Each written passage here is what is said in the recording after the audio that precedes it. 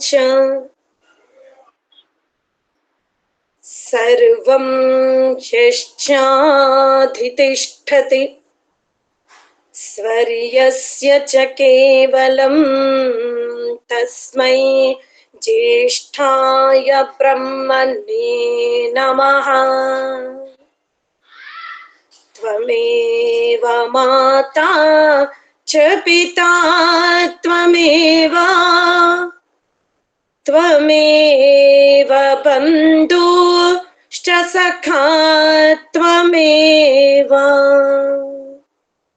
त्वमेव विद्या द्रविणं त्वमेव त्वमेव सर्वं मम देव देवा। भोगान् भुक्ता वयमेव भुक्तास् तपो न तप्तं वयमेव तप्ताः।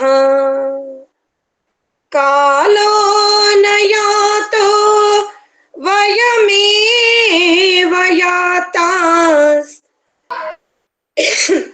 तृष्णा न जीर्णा वयमेव जीर्णाः।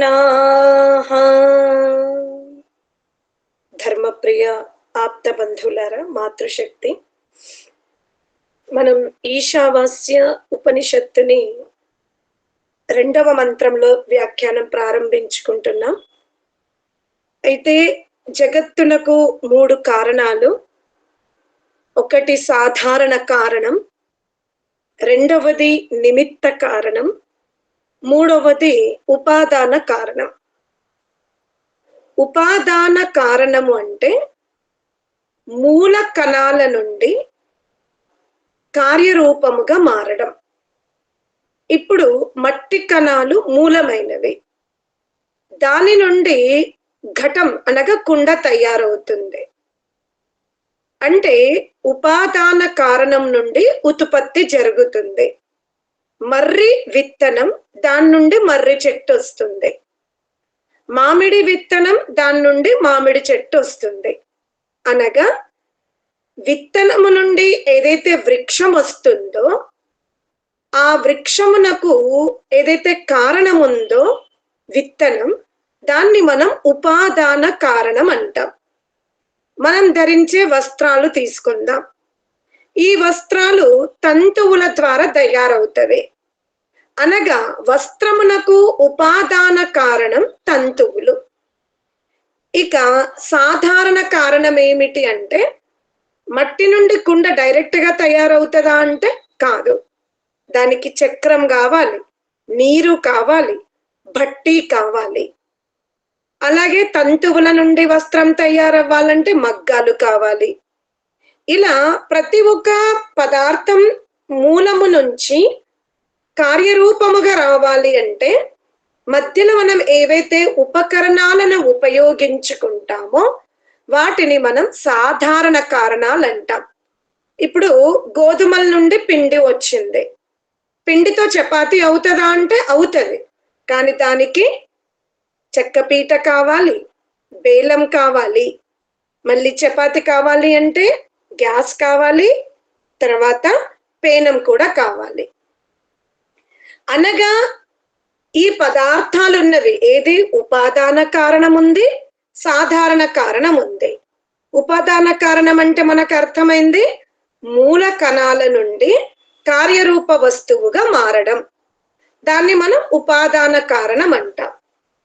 ఇక ఆ వస్తువుని ఆ విధంగా తయారు చేయడానికి ఏవైతే మనం ఉపకరణాలను, సాధనాలను ఉపయోగించుకుంటున్నామో, గరిట, కుండ, నీరు, అగ్ని, ఏవైతే మనం సహాయం తీసుకుంటున్నామో, వేటి సహాయం అయితే మనం తీసుకుని చపాతి తయారు చేస్తున్నాము, చీర తయారు చేసుకుంటున్నాము, ఆభరణాలు తయారు చేసుకుంటున్నాం, వీటిని మనం సాధారణ కారణాలు అంటాం. మరి మూల కణాలు ఉన్నవి, అగ్ని, నిప్పు, గరిటెలు, చక్రం, ఇవి కూడా ఉన్నవి. అంత మాత్రాన పదార్థం తయారవుతుందా అంటే కాదు, చేసేవాడు కూడా ఉండాలి. అతనినే మనం చేతన నిమిత్త కారకుడు అంటాం. ఎవని వలన ఈ పదార్థాలు తయారవుతున్నాయో, ఎవరి బుద్ధి సామర్థ్యం వలన మూల కణాలు ఒక ఆకారవంతముగా తయారవుతున్నాయో అతనిని మనం చేతన నిమిత్త కారణం అంటాం. అనగా ఈ ప్రపంచములో చేతన నిమిత్త కారకులు ఇద్దరున్నారు. ఒకరు పరమాత్ముడు, మరొకడు జీవుడు. పరమాత్ముడు చేతన నిమిత్త కారకుడే, జీవుడు కూడా చేతన నిమిత్త కారకుడే. ఈ చేతన నిమిత్త కారకులు ఉపాదాన కారణము నుండి సాధారణ కారణాలను ఉపయోగించుకొని వివిధ పదార్థాలను తయారు చేస్తారు. ఇదే జీవాత్మకు పరమాత్మకున్న వ్యత్యాసం ఏమిటి అంటే, జీవాత్మ 100 కుండలు తయారు చేయాలన్నా, 100 చీరలను నిర్మించాలన్నా అంటే క్వాంటిటీ ఎక్కువ కావాలి అన్నప్పుడు ఒక్క చేతన నిమిత్త జీవుడితో కాదు, అతను చాలా మంది యొక్క సహాయం తీసుకుంటాడు. కానీ పరమాత్ముడికి ఉన్నటువంటి గొప్పతనం ఏమిటి అంటే, అతను చేతన నిమిత్త కారకుడు, తర్వాత ఉపాదాన కారణం నుండి ఈ సృష్టిని తయారు చేస్తాడు. ఏమేమి తీసుకోడు? ఇతర చైతన్యుల సహాయము తీసుకోడు, ఇతర చైతన్య జీవాత్మల సహాయము తీసుకోడు. ఇంకా విశేషం ఏమిటి అంటే ఉపకరణాలను కూడా తీసుకోడు. ఇది జీవాత్మకు పరమాత్మకున్న వ్యత్యాసం. అనగా ఈ మూల సృష్టికి మనం మూడు కారణాలు తెలుసుకున్నాం. ఉపాదాన కారణం, సాధారణ కారణం, తర్వాత చైతన్య నిమిత్త కారణం. జీవుడేమో చాలా మంది చైతన్య నిమిత్త కారకులతో వస్తువులని తయారు చేసుకుంటాడు. అనగా జీవుడు ముఖ్యంగా మానవుని తీసుకుందాం. మరి మిగతా పక్షులు కూడా గూళ్ళు కడతవి కదా, అందుకే జీవులు అంటారు. మనం చూస్తే చీమలు పుట్టలు కడతవి, సాలెపురుగు చక్కగా వల కడుతుంది. ఇలా చాలా చైతన్య జీవులు ఇతరుల సహాయము లేకుండా ఇతర కార్యములు చెయ్యలేరు. అందుకే మనం ముఖ్యంగా ఇక్కడ పశువాది సృష్టికి వెళ్లకుండా మానవీయ జీవన విధానమే తీసుకుందాం. ఇప్పుడు ఒక 100 చీరలు తయారు కావాలి అంటే ఆ మగ్గం వర్క్ చేసే వాళ్ళు చాలా మంది ఉండాలి. కానీ ఇంత విశాలమైన అద్భుతమైన సృష్టిని తయారు చేయడానికి పరమాత్ముడు మాత్రం అతను ఒక్కడు తప్ప ఎవ్వరి సహాయం తీసుకోలేదట. అందుకే అతనిని మనం సర్వశక్తిమంతుడు అంటాం, స్వయంభూ అంటాం. ఈ పదార్థాలని, ఈ విజ్ఞానాన్ని మీరు గనక నెమర వేసుకుంటే మీకు త్రైతవాదం అర్థమవుతుంది. అయితే మొదటి మంత్రములో పరమాత్ముడు ఏం చెప్పాడు? ఈ జగత్తునంతా నేనే నిర్మాణం చేశాను, ఇందులో నేనే ఉంటాను, నేనే ధరించుకొని ఉన్నాను, నేనే లయము చేస్తాను. మరి ఎవరి కోసమయ్యా ఈ సృష్టిని రచించావని అడిగితే నీ కోసమే, సర్వ జీవుల కోసమే. ఎందుకు అంటే అభిష్ట సిద్ధి నెరవేర్చుకోవడానికి. ఇలా మనం మొదటి మంత్రములో భుజించని వాడు అనగా ఇలా ఉండు అని ఉపదేశించేవాడు ఒకడున్నాడు, ఉపదేశింపబడువాడు ఒకడున్నాడు. దేన్నైతే ఆధారము చేసుకుని ఈ ఉపదేశము జరిగిందో అదొక పదార్థం ఉంది. ఉపదేశకుడు, ఉపదేశ్యుడు, ఆధారభూత వస్తువు ఉంది. అనగా ఆధారభూత వస్తువు కూడా చాలా దీర్ఘకాలము నుండి ఉంది. ఎప్పటి నుండి ఉపదేశించే పరమాత్ముడున్నాడో, ఉపదేశింపబడుతున్న జీవుడున్నాడో అప్పటి నుండే ఆధారమైనటువంటి ఆ బల్ల కూడా ఉంది. బల్ల అంటే ఇక్కడ మనం ప్రకృతి, ఆ ప్రకృతిలో సత్వ పరమాణువులు, రజః పరమాణువులు, తమః పరమాణువులు. ఈ పరమాణువుల సంఖ్య కూడా అనంతమే. ఈ పరమాణువుల సంఖ్య కూడా పెరగదు, తగ్గదు. సంయోగం అవుతుంది, దాన్ని మనం జననం అంటాము. వియోగమును మనం మరణం అంటాం. ఈ పదార్థాల సంయోగముతోనే మనస్సు, బుద్ధి, చిత్తము, అహంకారము, ఉభయ ఇంద్రియాలు, పిండమున గల సర్వ అవయవాలు, బ్రహ్మాండమున గల భూమి, భూలోకము, పృథివిలోకము, అంతరిక్ష లోకము, జలాశయాలు సర్వము ఈ మూడు పరమాణువుల అనగా సత్వరజః తమ పరమాణువుల యొక్క కలయిక ద్వారా ఈ జగత్తు నిర్మాణం జరుగుతుంది. అనగా జగత్తు ఆధారమైంది, జీవుడు ఉపదేశింపబడుతున్నాడు, పరమాత్ముడు ఉపదేశిస్తున్నాడు అనేది మనం మొదటి మంత్రములో తెలుసుకునే ప్రయత్నం చేశాం. మరి పరమాత్ముడు ఏం ఉపదేశిస్తున్నాడు, అసలు ఎందుకు ఉపదేశించాల్సి వచ్చింది అనేది మనకు ప్రశ్న. చాలా మంది ఈ సృష్టిలో ఈ శరీరము ద్వారా వివిధ దుఃఖములు చూసినప్పుడు, వ్యాధులను చూసినప్పుడు, వార్ధక్యము చూసినప్పుడు, వియోగాలను చూసినప్పుడు ఎందుకు దేవుడు సృష్టించాడు అని అనేక రకాలుగా మనం అపోహాల్లో ఉంటాం. కానీ జీవుడిలో అభిమతం ఉంది, కోరికలు ఉన్నది. మనం ఏం తెలుసుకున్నాము, ఈ సృష్టిని రచించాలి అంటే పరమాత్ముడు ఎవ్వరి సహాయం తీసుకోడు. కానీ జీవుడు 10 కుండలు తయారు చేయాలన్నా, ఒక 20 చపాతీలు తయారు చేయాలన్నా, 10 మందికి వంట చేయాలన్నా మనం ఎవరినో ఒకరిని ఆశిస్తాం. అనగా గ్యాసు, కూరగాయలు, బియ్యము, పాత్రలు, స్థలము కాకుండా సహకరించడానికి మనం సేవకులను కూడా తీసుకుంటాం. కానీ పరమాత్ముడు ఎవ్వరి సహాయం తీసుకోడు. అటులనే జీవాత్మలో ఇచ్ఛ, ద్వేషము, ప్రయత్నము, సుఖము, దుఃఖము, జ్ఞానం అనగా జీవాత్మలో నిరంతరం కోరిక ఉంటుంది. కోరిక లేకుండా జీవుడు ఉండలేడు. జీవుని యొక్క ఉనికియే కోరిక, పరమాత్ముని యొక్క ఉనికియే ఆనందం. అలాగే జీవుని ఉనికి కోరిక. జీవునికి ఎటువంటి కోరికలున్నవి అంటే ఉన్న చోట నుండి కాస్త ముందుకు వెళ్ళాలి అనే కోరిక ఉంది. మరి ఆ కోరిక నెరవేరాలి అంటే జీవునకు సాధనాలు కావాలి. ఆ సాధనాలే మనం వర్తమాన దేహమును ధరించి ఉన్నటువంటి రథం. దీన్నే మనం సాధనము అంటాం. ఈ సాధనాల ద్వారా, ఈ ఉపకరణాల ద్వారా జీవుడు తన కోరికలను నెరవేర్చుకుంటూ ఉంటాడు. ఉపకరణాలు లేకపోతే, సాధనాలు లేకపోతే జీవుడు తన కోరికల్ని నెరవేర్చుకోడు. అలా ఊరికే అలిగి కూర్చుంటాడు. ఇప్పుడు ఉత్తమురాలైన తల్లి, తన బిడ్డల్ని ప్రేమించే తల్లి, బిడ్డలు ముబావుగా కూర్చుంటే తల్లి ఏం చేస్తుంది?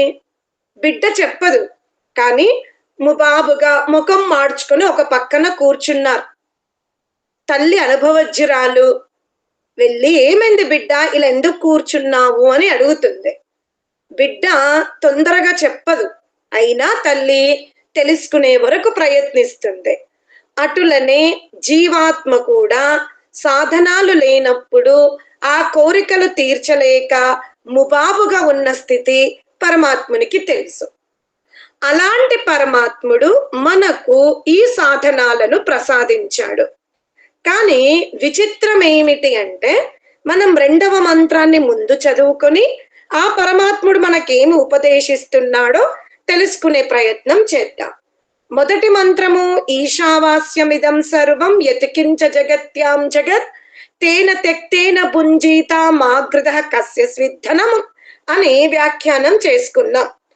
ఈ 2వ మంత్రం ఏమిటి అంటే, కుర్వన్నేవేహ కర్మాణి జిజీవిషేచ్ఛతం సమాహ ఏవం త్వయి నాణ్యతేతోస్తి నా కర్మ లిప్యతే నరే.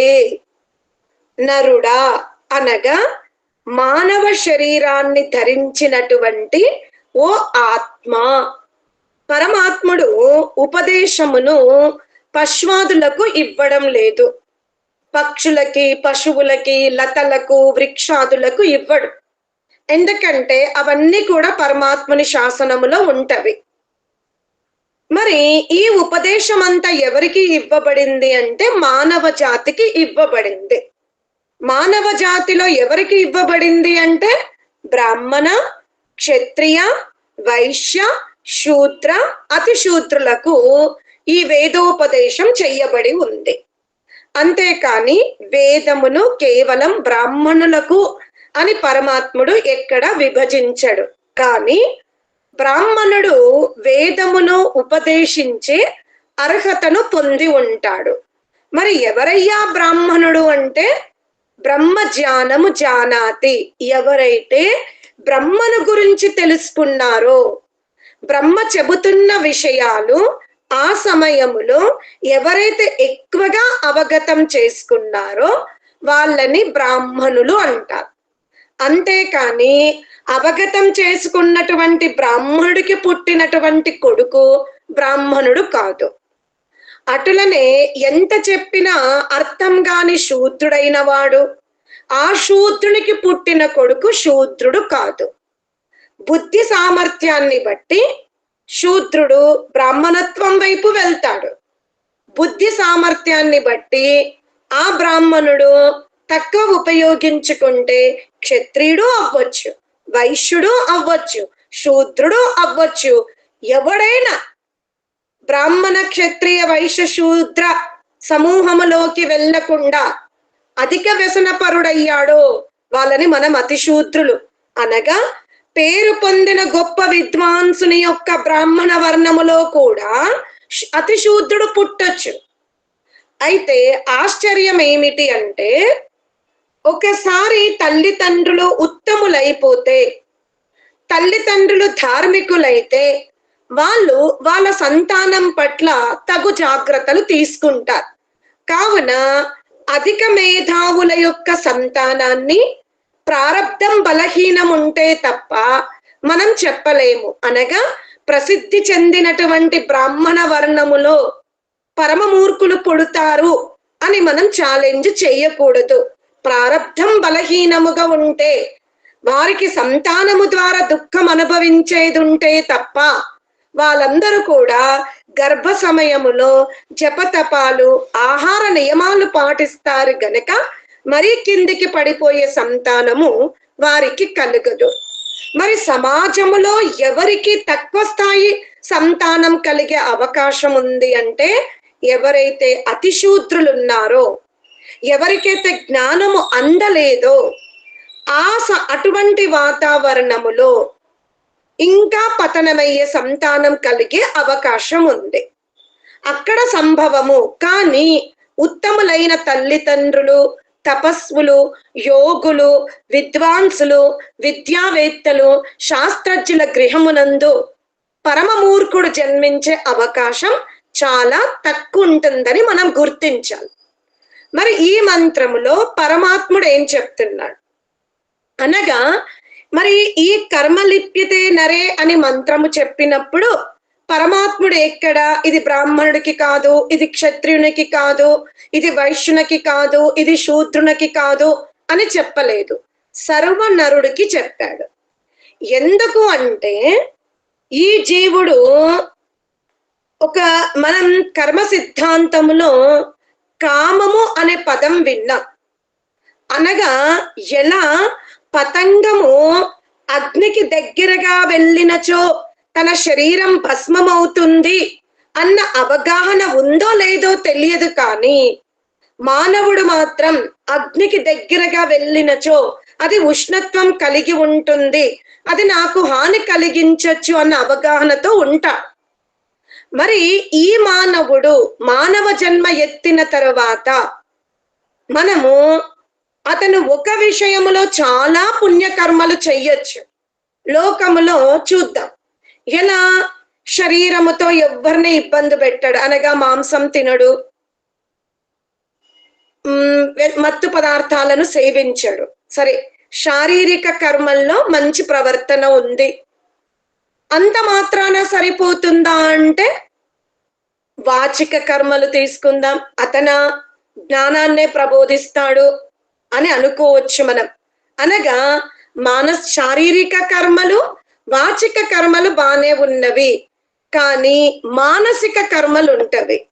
అనగా మనస్సుతో అందమైన స్త్రీని చూసినప్పుడు, లేదా తన అనుజులో, తన వాడకట్టుమాలో, తన బంధువర్గమో శీఘ్రముగా ఉన్నతి సాధించినప్పుడు, లేదా సభలో తనకంటే తక్కువ స్థాయి వాళ్ళు వక్తగా గొప్ప స్థానము సంపాదించుకున్నప్పుడు, కవి సభలో కవిత్వాల గురించి ప్రతియోగిత జరిగినప్పుడు, ఎవరైనా కవిత్వంలో ప్రథమ స్థానము సంపాదించుకున్నప్పుడు, ఇలా మానసిక కర్మలు మనము ఈర్ష్యతో చేస్తూ ఉంటాం.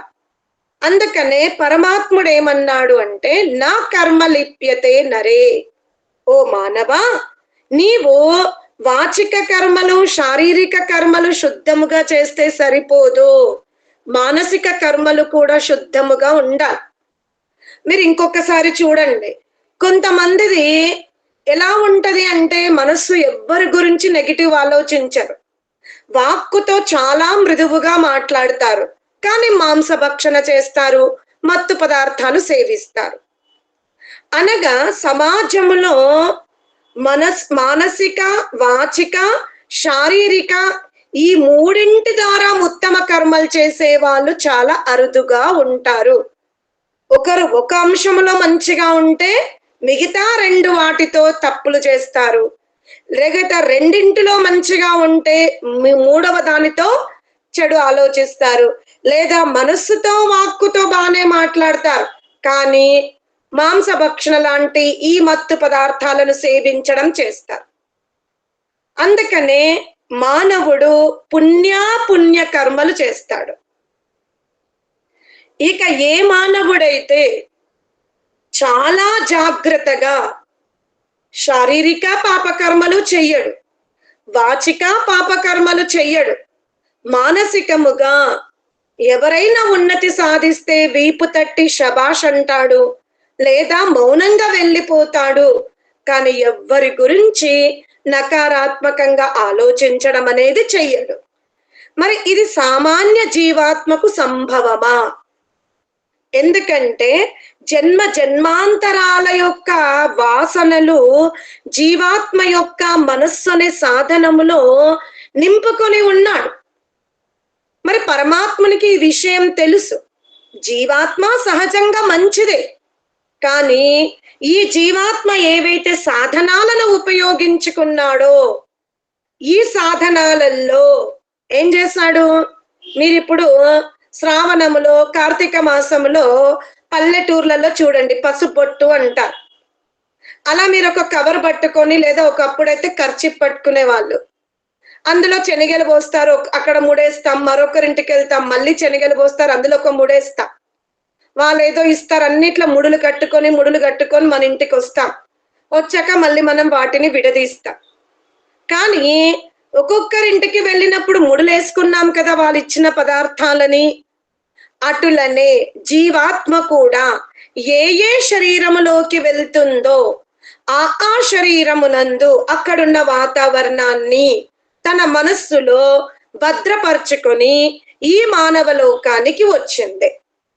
ఎటుల మనం వాడకట్టుకెళ్ళి పసుపొట్టు ఇచ్చిన పదార్థాలను ఇంటికి వచ్చాక నిదానంగా కూర్చొని ఏది మనకు ఉపయోగమో, ఏది మనకు అనవసరమో, అరటిపండు మెత్తగా ఉంటే ఆవుకు వెయ్యడమో, ప్రసాదం ఉంటే పిల్లలకి ఇవ్వడమో, ఎలా కూర్చొని జాగ్రత్తగా పదార్థాలను విభజించుకుంటున్నామో, అదే విధముగా మానవ జన్మలో కూడా మనము మనస్సుని, ఆ మనస్సులో ఉన్నటువంటి సంస్కారాలను, ఆ మనస్సులో ఉన్నటువంటి జన్మ జన్మాంతర వ్యసనాలను, వాసనలను విద్వాంసుల చేత ఉపదేశింపబడి మరలా పరమాత్ముడనే గురువు దగ్గర కూర్చుని ఇది నాకు అవసరమా అని మనం పరమాత్మునితో అడిగి దాన్ని మనం తొలగించుకోవాలి, అవసరమైతే భద్రపరుచుకోవాలి.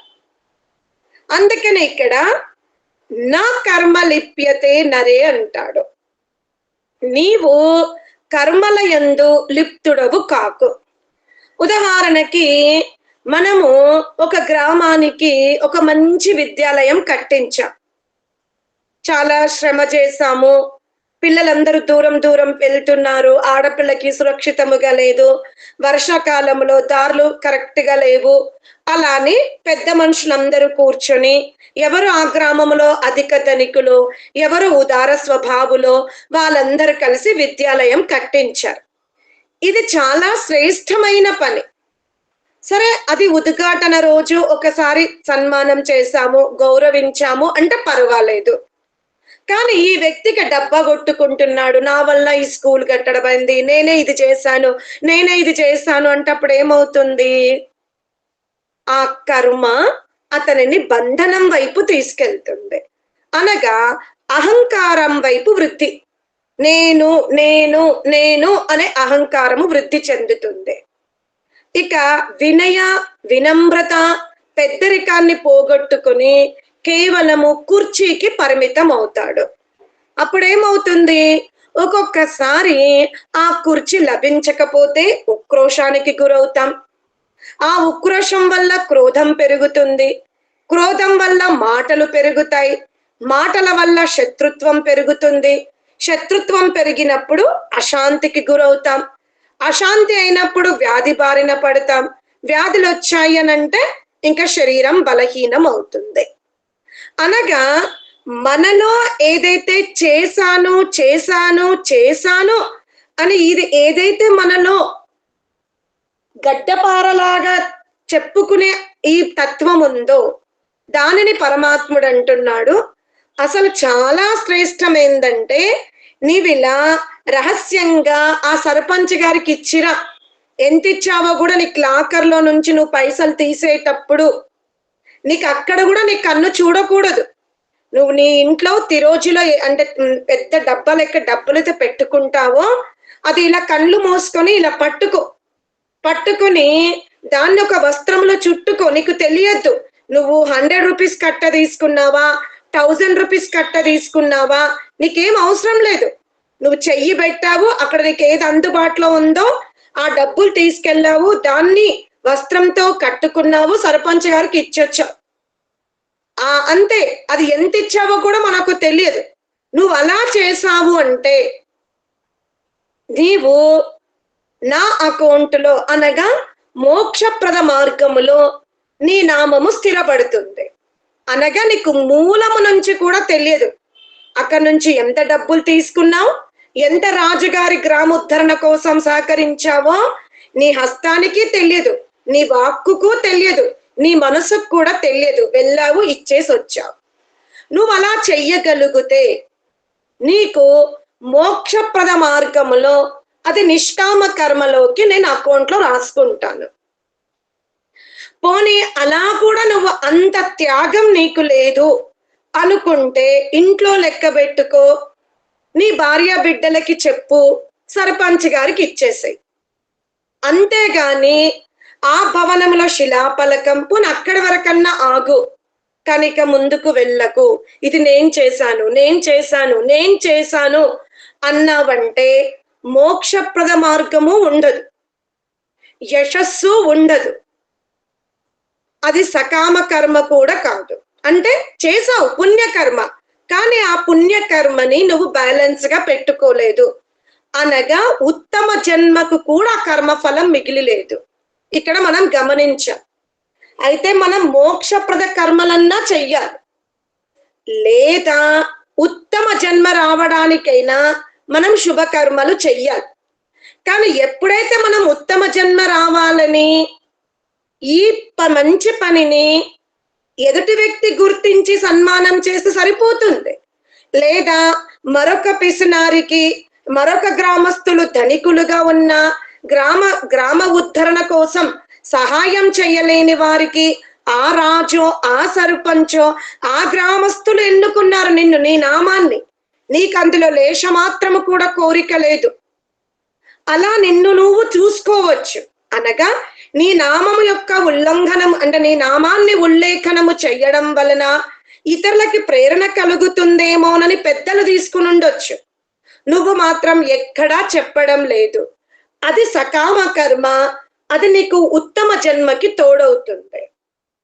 నువ్వు సకామ కర్మకే బ్యాలెన్స్ పెట్టుకోలేదు, మోక్షప్రద కర్మకు కూడా బ్యాలెన్స్ గా పెట్టుకోలేదు. చేసావు, యశస్సులోకి మార్చుకున్నావు అంతే. నేను చేశాను అని యశస్సుకి మార్చుకున్నావు అనగా ఉత్తమ జన్మకి డిపాజిట్ కాలేదు, మోక్షప్రద మార్గానికి కూడా డిపాజిట్ కాలేదు అంటున్నాడు పరమాత్ముడు. ఇలా మనం చూసుకోవాలి. మన నిత్య జీవితంలో మనం నిష్కామ కర్మ అనగా మోక్షప్రద కర్మలు ఎన్ని చేశాము, ఉత్తమ జన్మకు సంబంధించిన పుణ్యకర్మలు ఎన్ని చేశాము. ఇక్కడ పరమాత్ముడు ఏం చెప్తున్నాడు అంటే, నీవు కురువన్ ఏవ. వీరభద్రం గారు కొంచెం మీరు మ్యూట్ చేసేసుకోరా. ఇక్కడ కురువన్ ఏవా మీరు గమనించండి. ఏవా అనివార్యం. ఏవా అంటే కురువన్, ఇక్కడ, ఇహ ఈ లోకమున అనగా ఈ మానవ లోకమున, నీవు ఏవా నిశ్చయముగా అంటే కండిషన్ పెట్టేశాడు ఇంకా పరమాత్ముడు. ఏమని? నీవు మాత్రం మానవ జన్మలో కుర్వన్ కర్మాని, కర్మలు చేస్తూనే ఉండాలి. ఈ మానవ జన్మలో నీవు మాత్రం కర్మలు చెయ్యాలి.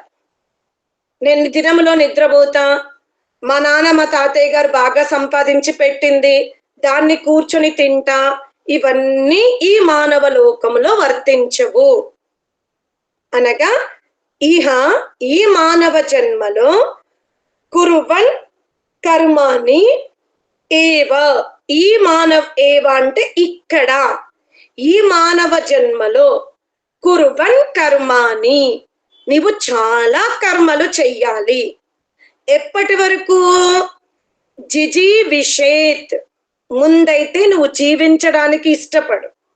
ముందు నేను జీవించాలి, జిజీవిషేత్, ముందు నీలో ఈ కోరిక ఉండాలి, నేను జీవించాలి. ఎప్పటి వరకు జీవించాలి? శతం సమాహ, కనీసం 100 సంవత్సరాలన్నా నేను ఈ దేహములో జీవించగలగాలి. ముందు జీవాత్మ మానవ జన్మను పొందిన తర్వాత ఆ దేహములో ఎంతసేపు కూర్చోవడానికి ఇష్టపడాలి అంటే 100 సంవత్సరాలు జీవించడానికి సంకల్పబద్ధుడవ్వాలి. తచ్చక్షుర్దేవహితం పురస్తాత్ శుక్రముచ్చరత్ పశ్యేమ శరదశతం జీవేమ శరదశతం శృణుయామ శరదశతం. నీకిచ్చిన ఈ ఏవైతే ఉపకరణాలు ఉన్నాయో, కన్ను, ముక్కు, నోరు, శరీరము, బుద్ధి, మనస్సు, చిత్తము, అహంకారము, ఏవైతే సాధనాలు ఉన్నాయో వాటన్నింటినీ కూడా నీవు చక్కగా ఉపయోగించుకొని 100 సంవత్సరాలు జీవించడానికి ఇష్టపడు. 100 సంవత్సరాలు జీవించవలసిందే, కానీ కర్మలు చేస్తూ జీవించు. ఇహ మానవ లోకములో ఈ మంత్రములో పరమాత్ముడు ఏం చెప్తున్నాడు అంటే, కర్మలు చేస్తూ జీవించు, 100 సంవత్సరాలు కనీసము జీవించు, ఆ కర్మల్లో మాత్రం బద్ధుడవు కాకు, అంతకు మించిన మార్గం లేదు. ఏవం త్వయి నాణ్యతః, ఇంతకు మించిన మార్గం అయితే లేదు. ఓ జీవాత్మ, నువ్వు మరొక మార్గం వెతుక్కుంటాను అనుకుంటున్నావేమో, అసంభవం. నీవు కర్మ నుండి తప్పించుకోవడానికి వీలు లేదు. అన్యతా మార్గం నా అస్తి, వేరే మార్గమే లేదు. నీవు ప్రగతి సాధించాలి అన్నా, మోక్షం వైపు రావాలి అన్నా, ఉత్తమ జన్మలోకి రావాలి అన్నా నీవు పురుషార్థం చెయ్యవలసిందే అని పరమాత్ముడు మనకు చెబుతూ ఇక కర్మల గురించి చెప్తున్నాడు. అనగా నిష్కామ కర్మలు, సకామ కర్మలు, అకర్మలు, వికర్మలు. కర్మలు ఎన్ని విధములు? నిష్కామ కర్మలు, సకామ కర్మలు, అకర్మలు, వికర్మలు. ఈ 4 రకాల కర్మల్ని మనం ధారణ చేసుకోవాలి. నిష్కామ కర్మలు అంటే నేను కొంచెం మీకు మధ్యలో చెప్పాను. మనం గ్రామ ఉద్ధరణ కోసం చేసిన పనిని మన మనసుకు తెలియద్దు, మన వాక్కుకు తెలియద్దు. ఇలా నోట్లు ముట్టినప్పుడు ఏ నోటు కట్టబట్టుకున్నామనేది ఈ త్వక్కు కూడా తెలియద్దు. నిశ్శబ్దముగా ఇచ్చేసి వచ్చాం. అది మోక్షప్రద కర్మ. లేదా ఎంత డబ్బు ఇస్తున్నామో అది తెలిసిందే, కానీ మనం బయట ఎక్కడా చెప్పుకోలేదు. ఇది సకామ కర్మ, అనగా మంచి కర్మని.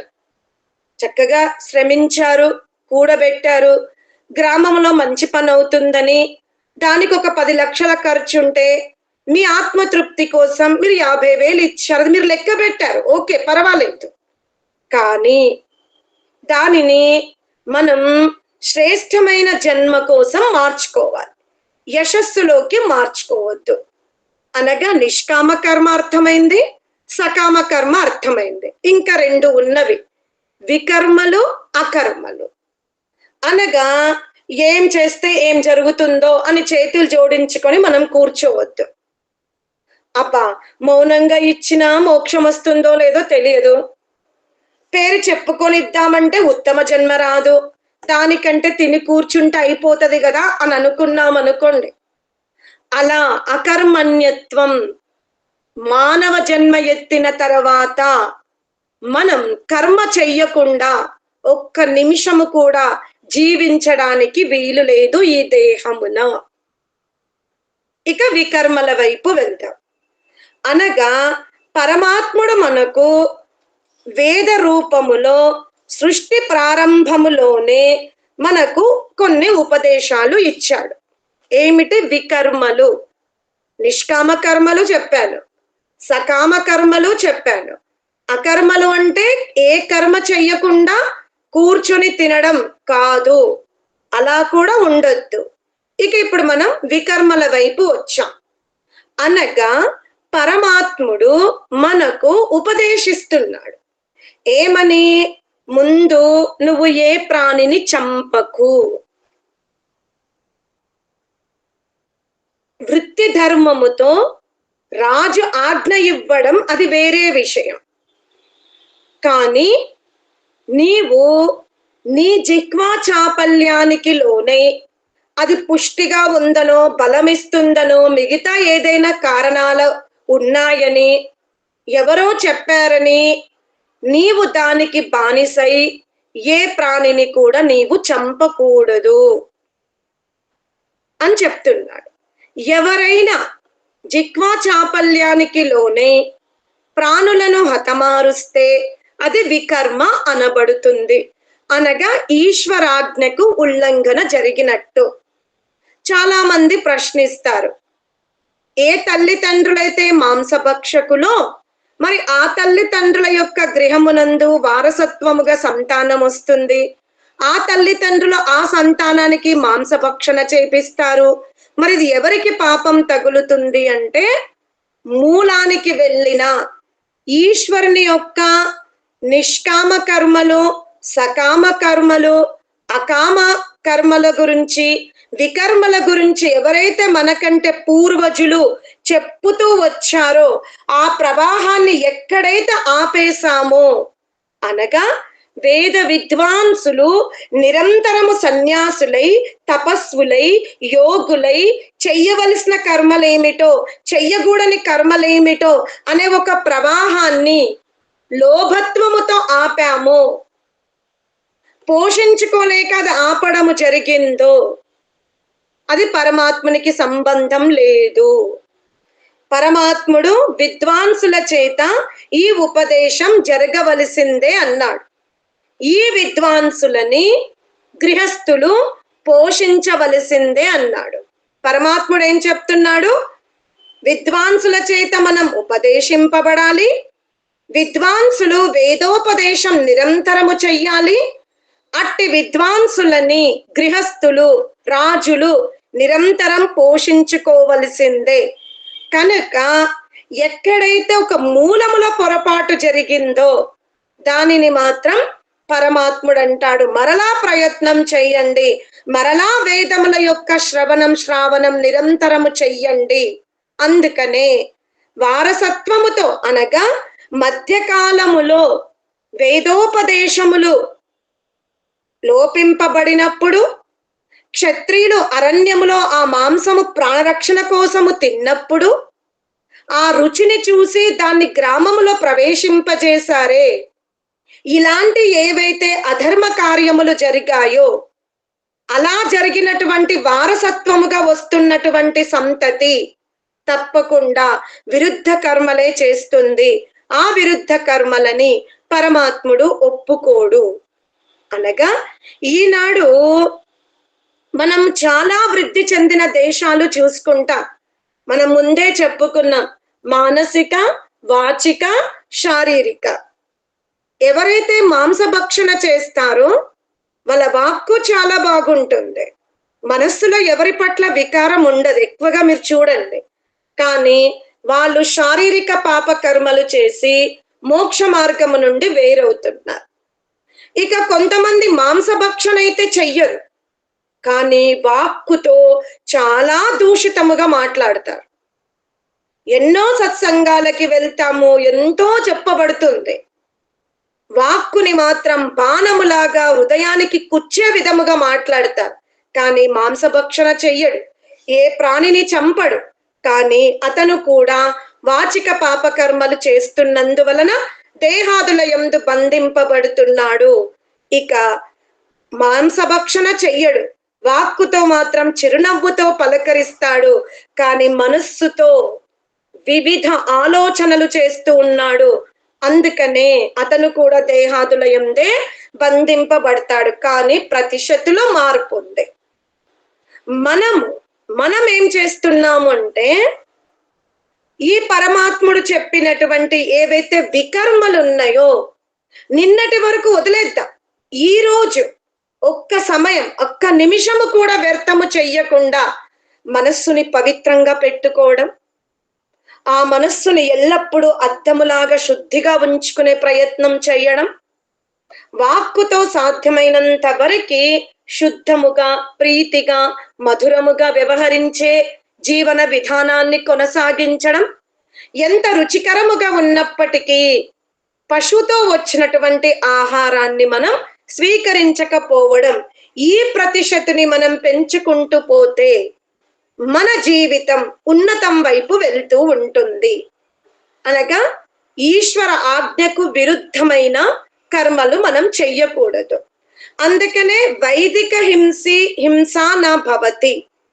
ఒక రాజు తన రాజ్యములో సింహాల యొక్క ఆక్రమణ జరిగినప్పుడు తన సైన్యానికి ఉపదేశిస్తాడు, మీరు సింహాలని బంధించండి, కష్టపెట్టండి. అంటే అది రాజు ఆజ్ఞలో ఇతర ప్రాణులకి, ఇతర సంపత్తికి రక్షణ కొరకు ఆ క్షత్రియ ధర్మం ఉపదేశింపబడింది. కాబట్టి ఆ సైనికులు పశువులను చంపిన, మనుషులను చంపిన వాళ్ళకది పాపం అంటారు, ఆ వృత్తి వారికి. కానీ ఇప్పుడు మీరు వైశ్యవర్ణములో ఉన్నారు, లేదా సైన్యమునకు మీరు వంట చేయడానికి వెళ్ళారు, మీరు సేవకులే, అనగా మీరు శూద్ర వర్ణములో ఉన్నారు. లేదా సైన్యాన్ని ప్రేరణ ఇవ్వడానికి మీరు సంగీతము ద్వారానో, నృత్యము ద్వారానో, బ్రహ్మోపదేశము ద్వారానో ఆ సైన్యాన్ని ఉద్రేకపరచడానికి మీరు వెళ్తున్నారు. ఆ సమయములో మీరు మీ వృత్తిని దాటి మీరు ఏ ప్రాణిని చంపకూడదు. అలా మీరు చేసినట్టయితే మనం పాపకర్మలోకి వస్తాం. ఇన్ని జాగ్రత్తలు తీసుకోవాలి. మన వృత్తి ఏమిటో ఆ వృత్తి పరిధిలో మనం ఉండాలి. అందుకనే సైనికులు అనగా ఆ సైన్యములో, ఆ యుద్ధ క్షేత్రములో కూడా రాజనీతి ఉంది. అనగా ఎవరి హస్తమునందు ఆయుధాలుండవో అతనిని చంపకు, గూఢాచారిని చంపకు. కానీ పదే పదే నీ సంపత్తిని చాలా ఆక్రమణ చేస్తున్నాడు, వాణ్ణి గనక మనము దండించకపోతే దేశానికి చాలా నష్టము జరుగుతుంది అన్నప్పుడు సైనికుడు ఆ శత్రువుని హతమార్చొచ్చు. ఆ హతమార్చినందుకు సైనికుడికి పుణ్యము పాపం అంటదు. దేశ రక్షణ కోసం చేశాడు, వృత్తి ధర్మానికి న్యాయం చేశాడు.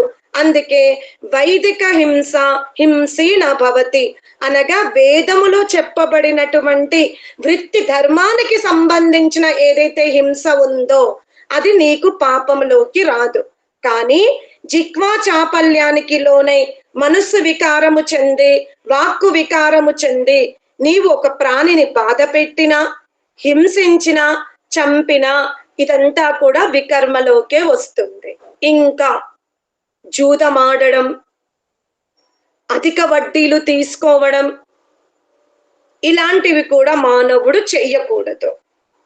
ఉదాహరణకి సువర్ణం ఉంది, సువర్ణాన్ని మనం ఆభరణముగా తయారు చెయ్యాలి. ఆ ఆభరణం తయారు చేసేటప్పుడు మనం రాగి అనేది ఒకటి కలుపుతారు. అది ఆ యజమాని అంటే ఆ సువర్ణకారుడు ఎవరైతే ఈ ఆభరణాలు చేయించుకుంటున్నారో వాళ్ళకి స్పష్టంగా చెప్పాలి, మీ బంగారం ఇంతుంది, దీంట్లో మేము ఇంత కలిపాము, ఇది మా కూలి అని. ఈ విధంగా మనం వ్యాపారములో చాలా శుద్ధత్వాన్ని పెట్టుకోవాలి. కానీ ధనం మీద కోరికతో మనం వ్యాపారములో వడ్డీ వ్యాపారం చెయ్యొద్దనలేడు.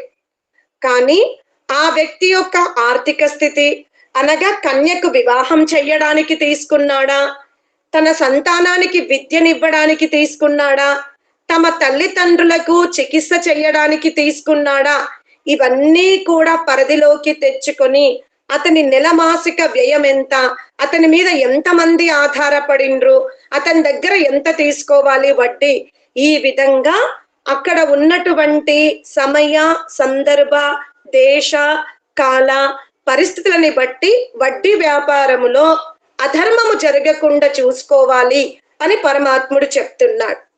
మళ్ళీ ఇంకేం చెప్పాడు పరమాత్ముడు? సంగచ్చత్వం సంవదత్వం. మనకు గ్రామములో ఒక అభివృద్ధి జరుగుతుంది. గ్రామ పెద్దలందరూ కూడా ఒక చోట కూర్చొని ఈ సంవత్సరం ఇన్ని చెట్లు పెట్టాలి. అలా చెట్లు పెట్టేటప్పుడు ఒకవేళ మన స్థలం పోతుందనుకోండి, దాన్ని మనం సంతోషముగా రాజుగారికి ఇచ్చేయాలంట.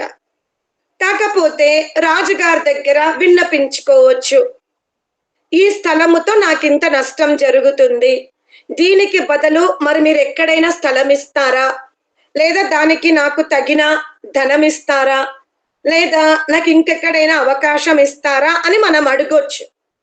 కానీ గ్రామ అభివృద్ధి కొరకు ఆ స్థానాన్ని మనం అధికారంలోకి తెచ్చుకొని పనులు ఆపినట్టయితే సర్వులకు హాని కలుగుతుంది గనక పరమాత్ముడు ఏం చెప్తున్నాడు? సంగచ్చత్వం సంవదత్వం సంభో మనాంసి జానతాం దేవాభాగం యథా పూర్వే సంజానానాముపాసతే. అనగా గ్రామ పెద్దలు కూడా ధార్మికులై ఉండాలి. ఆ గ్రామములో ఉన్న విద్వాంసుడు కూడా పరమాత్మున్నే లక్ష్యముగా పెట్టుకోవాలి. ఇలా పెద్దవాళ్ళందరూ కూడా శుద్ధ మనస్కులై తమ గ్రామ అభివృద్ధి కొరకు, రాష్ట్ర అభివృద్ధి కొరకు, సత్య సనాతనమైన ధర్మము కొరకు ఏవైతే నియమాలు పెడుతున్నారో ఆ నియమాలని మనము కాలాన్ని బట్టి దేశాన్ని బట్టి పెద్దవాళ్ళందరూ కూర్చొని దేనికి లోబడలేదు, అనగా యశస్సుకి తల వంచలేదు. పరదేశం వాళ్ళు ఇంత డబ్బిస్తున్నామనే దానికి లోబడలేదు. చాలా స్పష్టంగా ఉన్నారు. ఇది కేవలం ఇతర గ్రామాల కంటే ఇతర దేశాల కంటే మన దేశం వెనుకబడుతుంది అని ఆర్థిక వ్యవస్థలో వృద్ధి రావడానికి, జ్ఞానములో వృద్ధి రావడానికి, నిరుద్యోగ సమస్య తగ్గిపోవడానికి, రోగాల బారిన పడి చనిపోకుండా ప్రాణులని కాపాడుకోవడానికి, ఇందులో ఎవ్వరిలో కూడా ఎటువంటి కల్మషాలు లేవు, ఎవ్వరు ఏ లోభత్వముతో లేరు, కేవలం ధర్మబద్ధమైన అభివృద్ధినే ఆకాంక్షిస్తున్నప్పుడు సర్వులు అది స్వీకరించవలసిందే. ఇష్టమున్నా ఇష్టము లేకున్నా అని పరమాత్ముడు మనకు చెప్తున్నాడు. అనగా నీవు సంఘములో, ఇతర వ్యవస్థలో అనగా దేశీయ అభివృద్ధిలో, గ్రామ అభివృద్ధిలో నీ మనసుకు నచ్చని కొన్ని పనులు జరుగుతున్నా అక్కడ ధర్మం ఉంది, అభివృద్ధి ఉంది అంటే నీవు తప్పకుండా స్వీకరించవలసిందే. స్వీకరించలేదు అంటే వికర్మి అవుతావు. స్వీకరించావు అనంటే నీకు ఒక స్థలం ఇచ్చావు, కానీ నువ్వు రాజుగారితో అన్నావు, పర్వాలేదు నాకు చాలా వెనుక ఇంకా చాలా భూములు ఉన్నవి, ఇది గ్రామానికి ఉపయోగపడుతుందంటే రాజుగారు తీసుకోండి అన్నావు, ఎక్కడ పేరు అడగలేదు. అనగా మోక్షప్రద కర్మనన్నా మార్చుకోవాలి, లేదా సకామలోకైనా వెళ్ళాలి.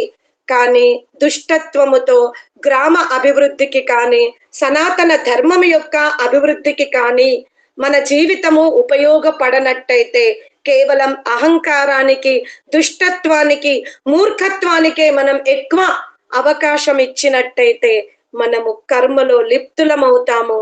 అప్పుడు ఎందుకంటే కర్మ చెయ్యడములోనే జీవుడికి స్వతంత్రత ఉంది. అనగా ధర్మబద్ధమైన కార్యము జరుగుతున్నప్పుడు ఏ జీవాత్మ అయితే ఇది నాది, దీనిపైన నా పేరుంది, నేనెందుకు నష్టపోవాలి అని ఎవరైనా ఆ గ్రామ అభివృద్ధికి, దేశ అభివృద్ధికి అడ్డుగా ఉన్నారో అది తప్పకుండా కర్మ ఫలంలోకి మారుతుంది. నీ శరీరములో శక్తి ఉన్నంత వరకు నీవు స్వతంత్రుడవు. అనగా అక్కడ కార్యం జరగకుండా అడ్డుగా నిలబడగలిగావు. కానీ ఎప్పుడైతే పరమాత్ముని యొక్క సభలో అగ్రిమెంట్ పూర్తవుతుందో, పూర్వజన్మ కర్మానుసారముగా వర్తమానంలో ఏవైతే నీకు శక్తులు ఇవ్వబడ్డాయో నువ్వు ఆ శక్తులని గనక ధర్మము కోసం, గ్రామము కోసం, రాజ్యము కోసం పెద్దవాళ్ళు చెబుతున్న వినకుండా ఆ శక్తులని స్వార్థం కోసం ఉపయోగించుకుంటే అగ్రిమెంట్ పూర్తయిపోయిన తర్వాత ఇక మన ఆత్మ, మన ఉపకరణాలు పరమాత్ముని చేతిలోకి వెళ్తవి.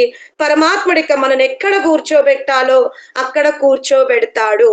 అందుకనే ఈ మానవ జన్మలో నిరంతరము మనము సాధ్యమైనంత వరకు సనాతన జ్ఞానము యొక్క పఠనము, పాఠనము, శ్రవణము, శ్రావణము, ఆత్మ నిరీక్షణ, మానసిక, వాచిక, శారీరక వీటన్నింటిని కూడా శుద్ధము చేసుకుంటూ, ఆత్మ పరిశీలన చేసుకుంటూ, పరమాత్ముని యొక్క పరిధిలో ఉంటూ, వికర్మలు చెయ్యకుండా, అకర్మిగా జీవించకుండా, సకామ కర్మల్ని కూడా మనం చేస్తూ నిష్కామ కర్మల వైపు వెళ్ళినప్పుడు ఈ జన్మల యొక్క ఏదైతే క్లేశములు ఉన్నాయో, వ్యాధి బారిన పడడం, తమ కుటుంబ సభ్యుల యొక్క వియోగాలు చూడడం, సోదర సోదరమణుల యొక్క వియోగాలు చూడడం, ఏవైతే లోకములో మనకి దుఃఖం ఉన్నాయో ఇటువంటి భయంకరమైనటువంటి స్థితులను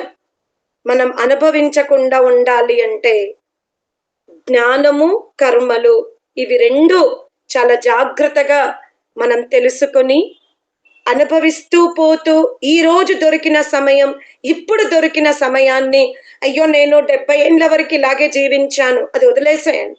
ఈరోజు ఒక్క నిమిషము దొరికినా, ఒక్క గంట దొరికినా, ఎక్కడ అవకాశము దొరికినా మనం సద్వినియోగం చేసుకుంటూ పరమాత్ముడే మన వీపు తట్టేలాగా ఆ విధంగా మన జీవనం కొనసాగాలని కోరుతూ ఈ అవకాశం ఇచ్చిన మీ అందరికి కూడా ధన్యవాదాలు తెలుపుతూ సెలవు తీసుకుంటున్నాను. ఓం శాంతి శాంతి శాంతి. ధన్యవాదాలండి. శ్రీ గారు చాలా చక్కగా చెప్పిండ్రు. కర్మ గురించి ఎంత వివరంగా అంటే అసలు ఏవి చేయాలి, ఏవి చేయకూడదు అనే విషయం చాలా చక్కగా వచ్చింది.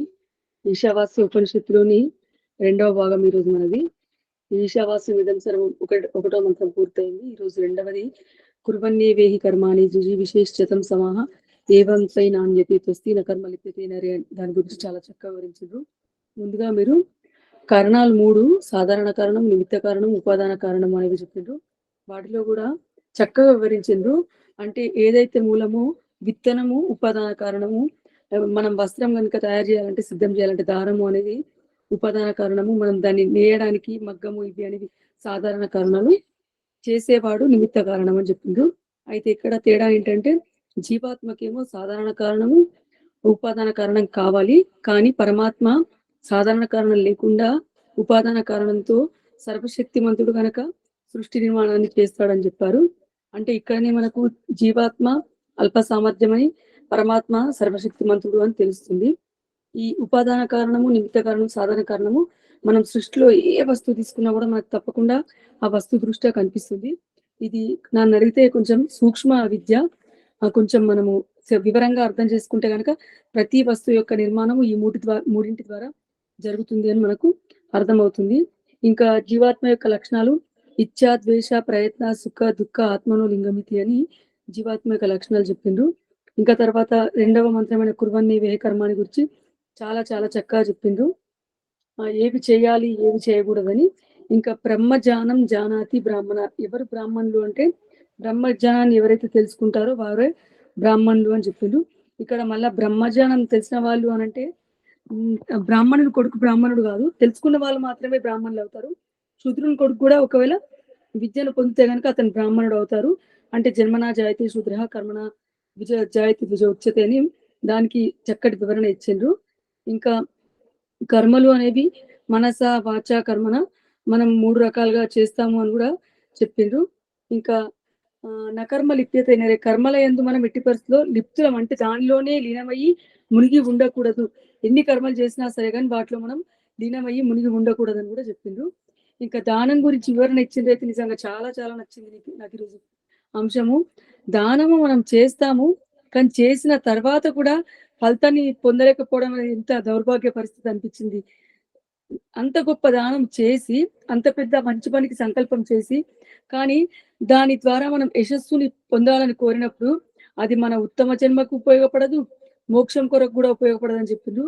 నిజంగా మనం ఆలోచిస్తే ఇది చాలా సూక్ష్మ విషయము, తప్పకుండా తెలుసుకోవాల్సిన విషయం అనిపించింది. చేసిన దానానికి కూడా ఫలితం ఉండదు అంటే తప్పకుండా తెలుసుకోవాల్సిన విషయం అనిపించింది. ఇంకా కర్మల గురించి చెప్తూ నకర్మ లిప్యతైన రేపు చెప్తూ కర్మలు చేస్తూ జీవించు కుర్బన్య వేయి కర్మాని జిజీవిషే శతం శతం అంటే 100 సంవత్సరాల వరకు జీవించు, మళ్ళీ కర్మలు చేస్తూ జీవించని కూడా చక్కగా వ్యాఖ్యానం చేశారు. ఇంకా కర్మలు 4 రకాలు: నిష్కామ కర్మ, సకామ కర్మ, అకర్మ, వికర్మ అని చెప్తుండ్రు. నిష్కామ కర్మ అంటే మనకు మోక్షానికి ఉపయోగపడే కర్మ, ఇది మనం ఏమాత్రం ఆశించకుండా చేసే కర్మ. సకామ అంటే ఏదో కొంచెం ఆశించి చేయడము. అకర్మ అంటే అసలు ఏమి కర్మ చేయకుండా ఉండడము. వికర్మ అంటే ఏది చేయకూడదో అది చేయడము, ఏ రకంగానైతే హింసించడము, చంపడము, భగవంతుని పరమాత్మ సిద్ధాంతానికి వ్యతిరేకంగా ఉల్లంఘన ఏదైతే ఉందో దాన్ని ఆచరించడం వికర్మ అని కూడా చాలా చక్కగా చెప్పారు. నిష్కామ, సకామ, అకర్మ, వికర్మ. కాబట్టి మనం ఏ కర్మ చేసినా కూడా మనం చేసే కర్మ ఈ 4 కర్మల్లో ఏకోవక్ చెందిందో తప్పకుండా చూసుకోవాలి. ఇక వైదిక హింస నాభవతి అనే దాని గురించి చాలా చక్కగా చెప్పారు. ఎందుకంటే దీని గురించి వ్యాఖ్యానము అందరికీ అర్థం కాదు. ఏ రకంగానైతే ఇప్పుడు రాజు సింహాలు జన సమూహానికి బాధ కలిగిస్తున్నాయి కనుక వాటిని చంపమని చెప్పినప్పుడు వాటిని హింసించినా కూడా అది హింస నాభవతి అని చెప్పిండ్రు. ఏ రకంగానైతే వృత్తి ధర్మంలో సైనికుడు పరదేశీయులను చంపడం ద్వారా అతనికి పాపం చెందదు, అది అతని వృత్తి ధర్మము. కాబట్టి వైదిక హింస నాభవతి అనే దాన్ని కూడా చాలా చక్కగా వ్యాఖ్యానించిండ్రు. ఇంకా తర్వాత సంగత్యత్వం, సంవదత్వం, సంవమనాంసి జానతం, దాని గురించి కూడా చాలా చక్కగా చెప్పిండ్రు. మనం ఏదైతే ఎప్పుడైనా ఎవరికైనా ఒక సహాయం చేయాలనుకుంటే మాత్రం, సమాజం కొరకు చేయాలనుకుంటే మాత్రం అది తప్పకుండా మనం ముందుకు వెళ్ళాలి, అది మనకు తప్పకుండా ఉపయోగపడుతుంది. ఒక భూమిని దానం ఇవ్వాలనుకుంటే కనుక మనం తప్పకుండా మంచి కార్యానికి ఇచ్చి, కావాలంటే దాని స్థానంలో రాజును వేరే స్థలం కావాలని కోరుకోవాలని, అంటే మనం సమాజం కొరకు తప్పకుండా మంచి కార్యాలు చేయాలని కూడా చెప్పిండ్రు. మొత్తంగా నా కర్మ లిప్యతేనరి గురించి చాలా చక్కగా వివరించారు. ఈశావాస్యోపనిషత్తులోని 2వ మంత్రమైన కుర్వన్య వేహ కర్మాని గురించి. కాబట్టి మన దినచర్యలో కూడా భాగంగా మనం చేసే ప్రతి కర్మలో అది ఏకోవ సంబంధించిందో ఆలోచించుకొని చేస్తే, ఆ అవేర్నెస్ అనేది మన లోపల వస్తే గనక తప్పకుండా చేసే కర్మ, చేసే దానం ఎట్లాగూ చేస్తున్నాము, కానీ అది మనము ఈ రకంగా తెలియకుండా కనుక పొరపాటు చేస్తే ఎంతో నష్టపోతాము. కాబట్టి ఎంతో చక్కటి జ్ఞానాన్ని అందించారు మాతాజీ గారు మనకు. మనం తప్పకుండా ఈ విషయం తప్పకుండా తెలుసుకోవాలి. చక్కగా వివరించారు, మీకు ధన్యవాదాలు. శాంతి పాఠంతో మన కార్యక్రమాన్ని ముగించుకుందాం. ఓం జౌ శాంతిరంతరిక్షం శాంతి, పృథివీ శాంతిరాపః శాంతి, ఓషధయ శాంతి, వనస్పతయ శాంతిర్విశ్వే దేవా శాంతి, బ్రహ్మ శాంతి సర్వం శాంతి, శాంతిరేవ శాంతి సామా శాంతిరేధి. ఓం శాంతి శాంతి శాంతి. మీకు మరొకసారి ధన్యవాదాలు. అందరికీ నమస్తే. ఓం నమస్తే అమ్మ. అందరికి నమస్తే. శుభరాత్రి తల్లి.